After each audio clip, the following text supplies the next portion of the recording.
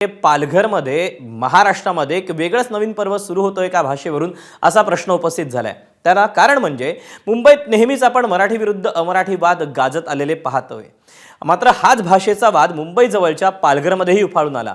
पालघर प्रशासनाने एका अधिसूचनेत गुजराती भाषेचा वापर केला आणि त्यावरून चांगलंच राजकारण तापलंय। याचा आढावा घेणारा हा स्पेशल रिपोर्ट पाहूया।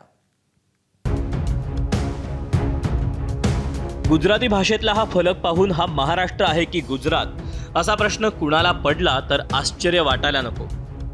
पालघरमध्ये वाहतूक नियंत्रण अधिसूचनेत गुजराती भाषेचा वापर करण्यात आल्यानं संताप व्यक्त केला जातोय। मुंबई अहमदाबाद हा राष्ट्रीय महामार्ग 19 आणि 20 जानेवारी रोजी मुंबईकडे जाणाऱ्या अवजड वाहनांसाठी बंद ठेवण्यात आला। त्या संदर्भात पालघर जिल्हाधिकारी तथा जिल्हा दंडाधिकारी कार्यालयानं काढलेल्या वाहतूक नियंत्रण अधिसूचना पत्रकात मराठी आणि हिंदी बरोबरच गुजराती भाषाही वापरण्यात आली। जिल्ह्याला खेटून असलेल्या गुजरातमधील प्रशासन त्यांच्या अधिसूचनेत शेजार धर्म पाळत नसताना पालघर प्रशासनाला गुजरातीबद्दल एवढा कळवळा का असा संतप्त सवाल स्थानिकांनी विचारला। तर वाढवण आणि बुलेट ट्रेनच्या निमित्तानं महाराष्ट्राचा नकाशा बदलला जातोय का असा संतप्त सवाल विरोधकांनी केला। हे गंभीर आहे आणि ह्याच्यावरती आम्हाला एकत्र बसून सर्वच पक्षांना महाराष्ट्रातला विचार करावा लागेल की पालघर हा भाग महाराष्ट्राचा आहे की बुलेट ट्रेनच्या निमित्तानं वाढवण बंदराच्या निमित्तानं हा बाजूच्या राज्याला जोडला गेला आहे।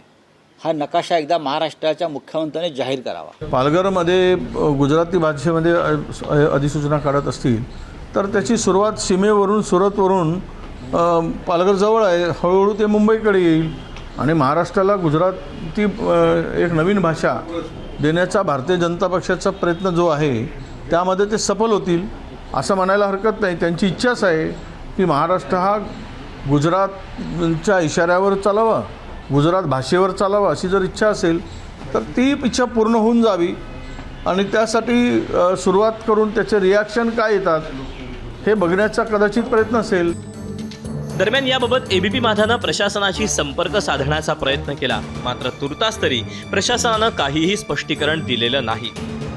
मात्र महाराष्ट्रात मराठी आणि हिंदी सोबत गुजराती भाषा वापरण्याची गरजच नेमकी कोणती हा प्रश्न केवळ भाषेचा नाही तर हळूहळू घडवून आणल्या जाणाऱ्या राजकीय सांस्कृतिक हस्तक्षेपाचा आहे। गुजरातमध्ये मराठी पाट्या लावण्याची वेळ आली तर तिथल्या प्रशासनाला राज्यभाषा आठवते, मग महाराष्ट्रात मात्र हा आगळा वेगळा कळवळा कशासाठी?